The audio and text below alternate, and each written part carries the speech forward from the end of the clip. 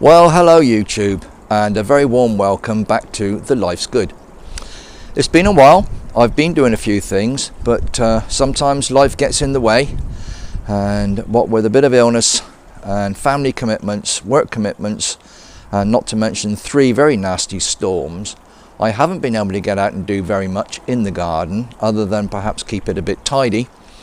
And I thought today there's an opportunity to show you what I've been up to and crack on, make a video and discuss my plans, preparations and ideas for the future with The Life's Good.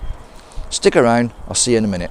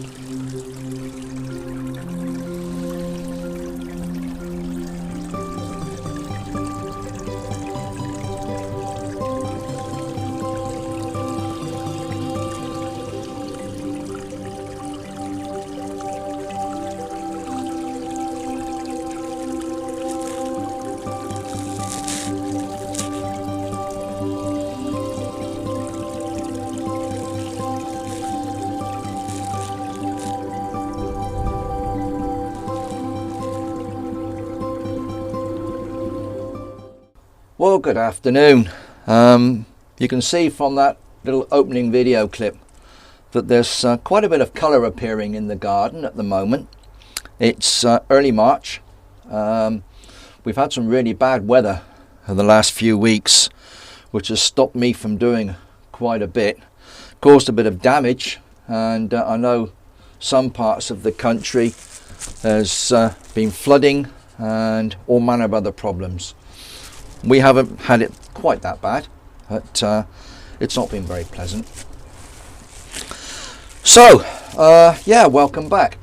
I've had a few questions and comments received in relation to the video I put on concerning the paraffin heater.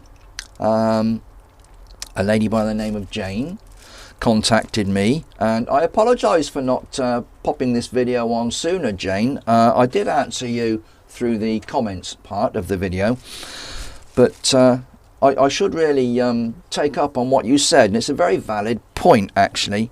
I showed you how to look after and use your paraffin heater, and Jane raised a very valid point and said, well, how do you extinguish it? Would you show us please how to turn out the flames?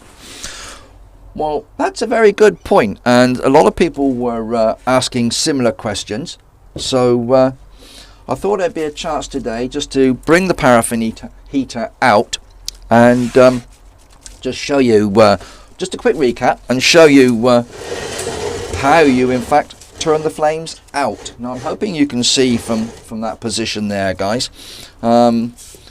We'll just remove the chimney section. Now I did explain all this in my video, how to fill it with paraffin and light it and run it.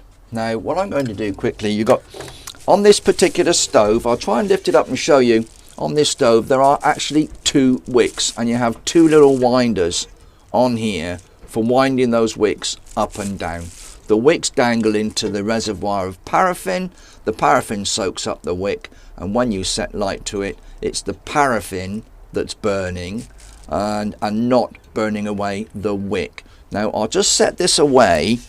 You have to raise the wick reasonably high so that you can actually get the lighter to it, and providing it's been soaked long enough, the paraffin will be right to the top of this wick and it should ignite quite quickly. That has, and that second wick has. That is not the way to use the paraffin heater. You need to wind the wicks back down until you get a gentle, steady flame. I did explain this previously. Now, there you go. I'll bring that up to you. 2 very gentle, steady flames. Now you can see there's a bit of smoke coming off of there. That's probably because it's near the doorway to the greenhouse here, and it's blowing it about. But if you've got smoke coming off of those flames, they're too high. You need to wind it down a bit more until you've got a nice, clean, steady flame and no smoke coming off. If you have smoke coming from those flames, it will soot up your greenhouse. It will cause all manner of problems. And you'll probably use your paraffin a lot quicker as well and destroy part of your wick. So wind it down until you've got a really gentle flame on there, no flickering, no smoke, and you can put your chimney back on the top. Now, Jane's question was, how do you extinguish it? Now, bearing in mind, when the chimney is on top, it is quite hot. Once this is in place, your heat diffuser on the top, your chimney, all of this area gets extremely hot. So you have to be very cautious at this point in time. I did say you've got a little window or a little opening here on the front of the chimney. You look through there and you can see the flames inside, so you can regulate your flames and make sure you've got those correct without actually handling the chimney or the diffuser on the top. In order to extinguish the flames, you need to wind the wicks down. Take them down into that housing until they go out. If they tend to flicker and flash a bit and don't quite go out, then you will need to blow them out at some point. And I find that by blowing through that little window is sufficient to blow them out. However, if they don't go out, making sure you've got some protection on your hands, i.e. leather gloves or an oven mitt or a barbecue mitt or something of that nature, you can, now this is quite hot already, but it's warm enough for me, I can get hold of this without burning myself. That will come off. Using your gloves, of course. The flames in here, you need to wind down until the wick goes inside that housing. And I can show you now, hopefully, that they are actually flickering in there. You can see that. They're almost out. Now they've gone out. Now, that's what should happen. You wind them right down in, keep an eye on them. They should extinguish quite safely.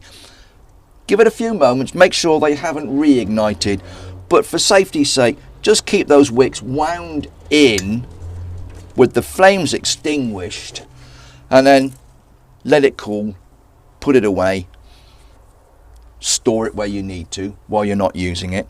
But be very cautious, because if it has been burning for a little while, all these components will be very, very hot, and we don't want you burning yourselves. So please, please, please wear some protective hand gear when handling that hot chimney. As I said, looking through that little window, you can see the flame. Wind it right down into the housing until it extinguishes. One point of note, do not wind it that far down that the wick falls inside your container. Once the wick has fallen in, it's a bit of a job to get it back out, to put it back into the housing. Now, a lot of these heaters, this housing will actually twist off. It's sort of locked in place. It twists off and you can remove it, fish out your wick, and then reinsert the wick back into this winding housing on the top. Do your best not to do that. If you get it inside here, this one, I have an awful job getting this off the top of here. I did wind my wicks in once and they fell inside, and I ended up using a little piece of hooked wire to try and fish them back out of the filling hole here. And believe me, that was a proper pain. So, thanks for the question, Jane. Yeah, you wind it down in order to extinguish the flames safely and efficiently. I hope that's answered your question, and we'll push this to one side and there's a few more things now that I'd like to discuss. Excuse me, bit of a tickle. I'm going to have a little drink of my tea. Lovely. I am not a professional gardener.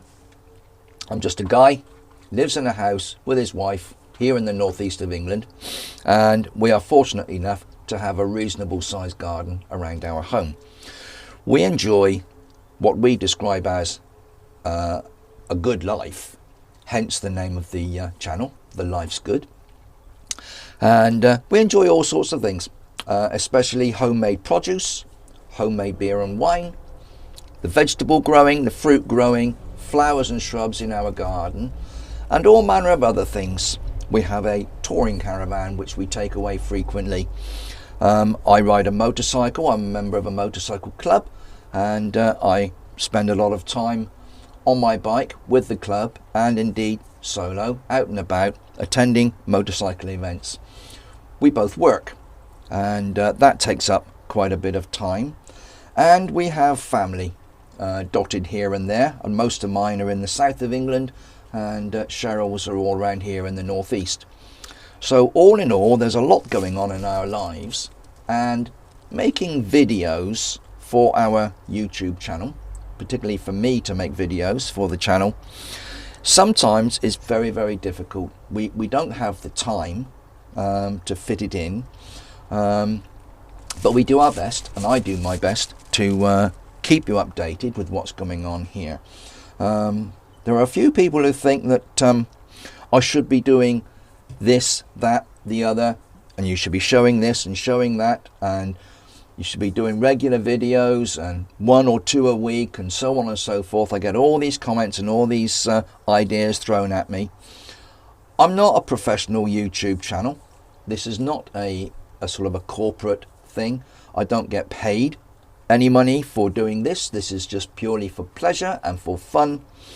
And I just thought, and my wife Cheryl thought, it would be a great idea, great fun to share with all of you guys the things that we do in our mediocre garden with our home, and other things that we do either individually or together.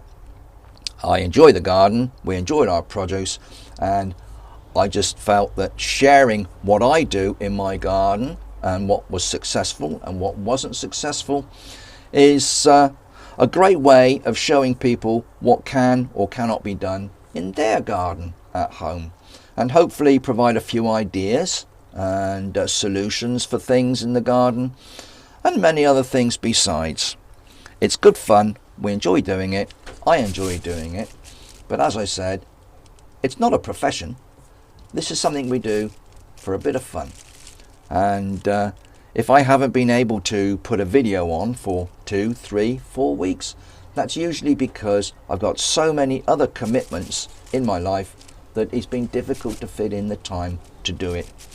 And also the weather plays its part. And when I wanted to do something 2 weekends ago, we had a storm hit. It was either Kira or Dennis or George or some such silly name.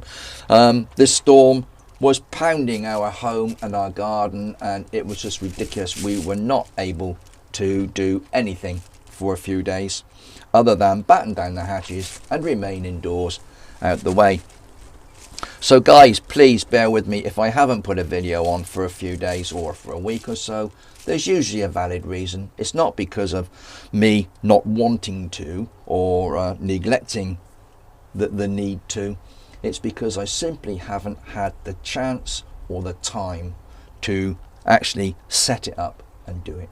So that's my little thought for today that I wanted to share with you.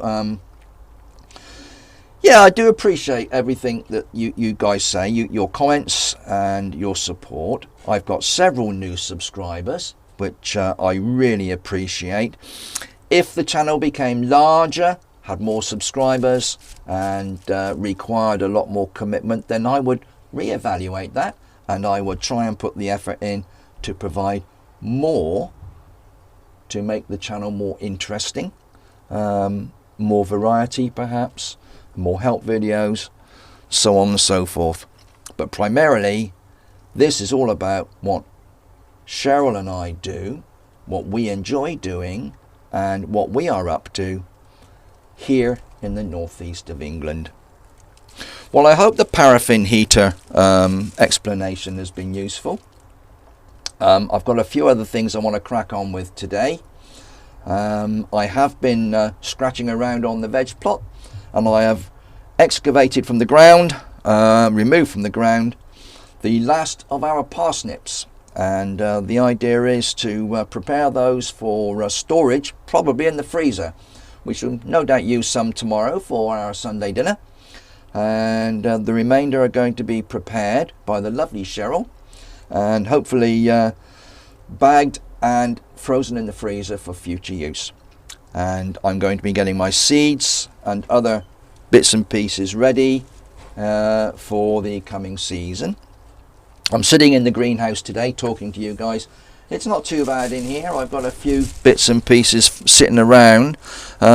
This is the clean side. These are all clean pots ready for use.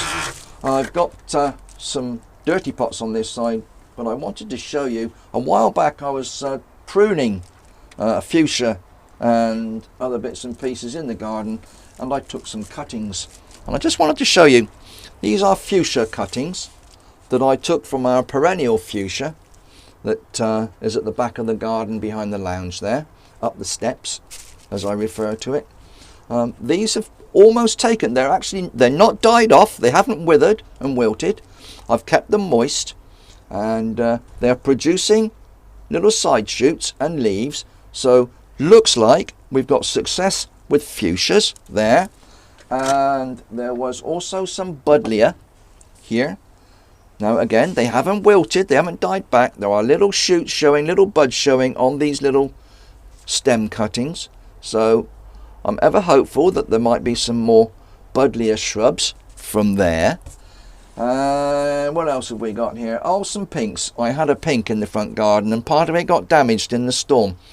So I removed that and took off little side shoots and pinched them out, and I popped them in this pot. And hopefully they too will become new plants.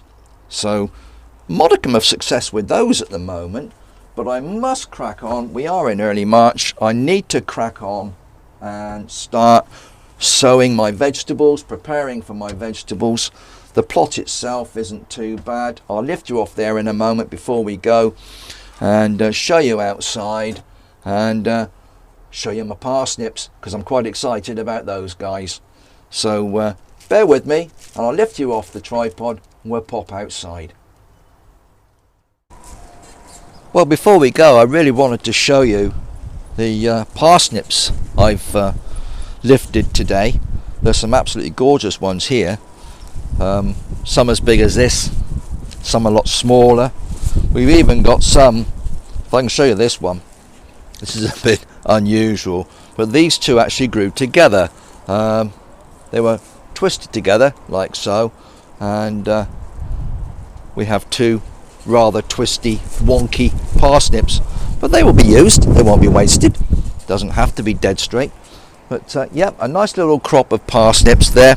That's the last one's lifted now, and I'll soon be sowing seeds to grow some more for the coming season.